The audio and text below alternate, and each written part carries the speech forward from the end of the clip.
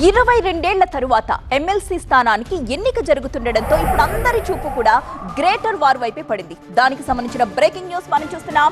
22 తరువాత హైదరాబాద్ స్థానిక సంస్థల ఎన్నికలకు సంబంధించిన వార్తది.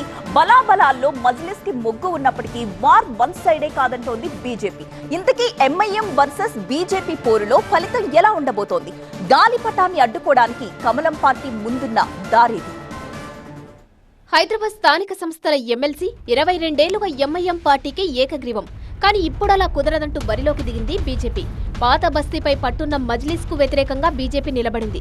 హైదరాబాద్ జిల్లా పరిధిలో జరిగే లోకల్ బాడీ ఎమ్మెల్సీ ఎన్నిక కావడంతో బలబలాలను పరిగణలోనికి తీసుకుని కాంగ్రెస్, బీఆర్ఎస్ అభ్యర్థులను నిలబెట్టలేదు. మెజారిటీ సభ్యులు ఉన్న ఎంఐఎం అభ్యర్థి ఎన్నిక ఏకగ్రీవమే అనుకున్న తరుణంలో పోటీకి బీజేపీ సెయ్యనడంతో ఎన్నిక అనివార్యమైంది.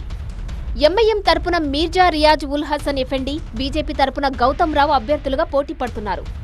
ఈ స్థానిక సంస్థల ఎమ్మెల్సీ ఎన్నికలో మొత్తం 112 మందికి ఓటు హక్కు ఉంది. అందులో 81 మంది కార్పొరేటర్లు, 31 మంది ఎక్స్ అఫిషియో సభ్యులు ఉన్నారు. 40 మంది కార్పొరేటర్లు, 9 మంది ఎక్స్ అఫిషియో సభ్యులతో కలుపుకుంటే ఎంఐఎం బలం 49 ఓట్లు. ఇక బీజేపీ బలం 25 ఓట్లు. అందులో 19 మంది కార్పొరేటర్లు, 6 ఎక్స్ అఫిషియో ఓట్లు.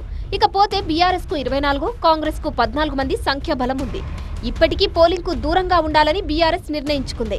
కాంగ్రెస్ ఎలాంటి ప్రకటన చేయకపోయినప్పటికీ ఎంఐఎం కు మద్దతు తెలుపుతుందని ఆ పార్టీ ఆశాభావంతో ఉంది. తమ గెలుపు లాంఛనమే అంటూ ఎంఐఎం అభ్యర్థి ధీమాగా ఉన్నారు. హైదరాబాద్ లో ఎంఐఎం ఆగడాలతో విసిగిపోయిన ప్రజలు బీజేపీ గెలుపు కోరుకుంటున్నారని, అందుకు అనుగుణంగా బీఆర్ఎస్, కాంగ్రెస్ కార్పొరేటర్లు కూడా తమకే ఓటేస్తారని బీజేపీ ధీమా వ్యక్తం చేస్తుంది. 25 కంటే అదనంగా ఓట్లు సాధించి కాంగ్రెస్, బీఆర్ఎస్ కు ఝలకిచ్చేందుకు పథకం ప్రకారం ముందుకెళ్తుంది. పార్టీలకు అతీతంగా కార్పొరేటర్లను కలిసి మద్దతు అడిగే ప్రయత్నం చేస్తుంది. ఈ నేపథ్యంలో గాలిపటం విజయబావుటా ఎగరవేస్తుందా, లేక ఏదైనా మిరాకిల్ జరిగి కమలం వికసిస్తుందా అనేది వేచి చూడాలి.